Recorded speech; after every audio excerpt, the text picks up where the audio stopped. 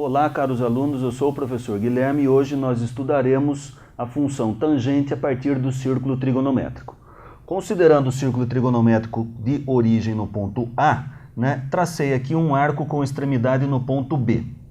Eu associei um terceiro eixo a este círculo trigonométrico, na qual ele é um eixo paralelo ao eixo Y, tangenciando o círculo trigonométrico na origem no ponto A. Eu prolonguei o segmento que descreve o arco AB até encontrar esse terceiro eixo, na qual eu chamei esse ponto de intersecção de ponto P. Aplicando tangente nesse triângulo retângulo em destaque, lembrando que a tangente é definida como sendo a razão, a relação entre o cateto oposto pelo cateto adjacente. Em relação ao alfa, o cateto oposto é igual à medida do segmento AP sobre o cateto adjacente, que tem por medida o segmento OA. Mas note que o segmento OA, para o círculo trigonométrico, ele é raio. E lembrando que o raio do círculo trigonométrico é sempre raio unitário, portanto ele vale 1. Consequentemente, OA, por ser igual a 1, poderá ser simplificado. Daqui nós concluímos que a tangente de alfa vai ser igual à medida do segmento AP. Ou seja, para nós determinarmos a tangente de alfa ou a tangente do arco AB, eu associo esse terceiro eixo ao círculo trigonométrico, prolongo o segmento que descreve esse ângulo, esse arco AB, e a medida do segmento OP vai representar para nós o valor da tangente do arco AB. Portanto, a tangente de alfa ou a tangente de AB vai ser igual à medida do segmento AP.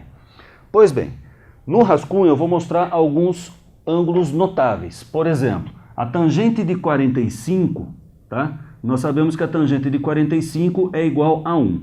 Note que eu vou prolongar o de 45 até encontrar o eixo das tangentes, e aqui deverá ser 1. E note que realmente dá, porque a medida desse segmento, por ser raio, é 1, coincide com essa projeção que também é igual a 1.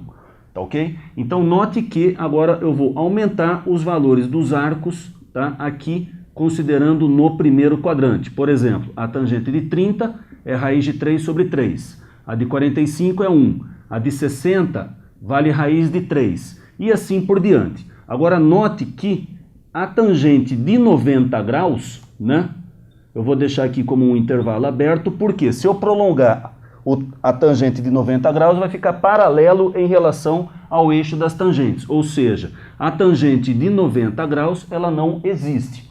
Ou seja, no primeiro quadrante, o valor da tangente varia de 0 até o mais infinito. Portanto, no primeiro quadrante nós teremos valores positivos.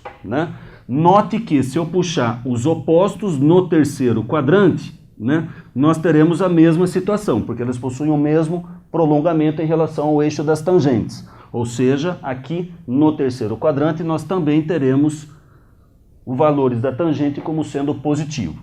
Tangente de 90 e 270 não existe pelo fato de serem paralelos em relação ao eixo da tangente. Agora note que no segundo quadrante, a tangente de 91 ela cai lá para baixo, portanto resultando em menos infinito. A partir do momento que eu aumento os valores dos arcos no segundo quadrante, note que o valor da tangente, ao prolongar, ela vai de menos infinito até chegar no zero. E o mesmo vai ocorrer aqui no quarto quadrante. Ou seja, se tem a variação tendendo ao menos infinito até o zero, significa que os valores da tangente no segundo e no quarto quadrante são valores negativos. Então, completando aqui o quadro, no primeiro quadrante e no terceiro quadrante o valor da tangente é positivo, lembrando que tangente de arcos opostos diametralmente tem o mesmo valor, E no segundo e quarto quadrante nós teremos valores negativos. É notável também, e vimos ali no círculo, que a tangente de 90 graus, que no caso eu vou escrever em radianos, π sobre 2, não só a de 90, mas a de 270 em todas as suas determinações, ou seja, no π sobre 2, no 3π sobre 2, no 5π sobre 2, 7π sobre 2, assim por diante, a tangente não existe. Então como que eu posso escrever o conjunto dessas infinitas determinações? É π sobre 2, para voltar aqui, eu somo 180 graus, ou seja, eu somo π, para voltar ali no 90 mais π, mais π, mais π. Ou seja, a tangente de π sobre 2 mais n vezes π, né? Onde o n tem que pertencer aos inteiros por ser número de voltas, esse valor, no caso, não existe. Ok? Obrigado pela atenção, bons estudos e até a próxima.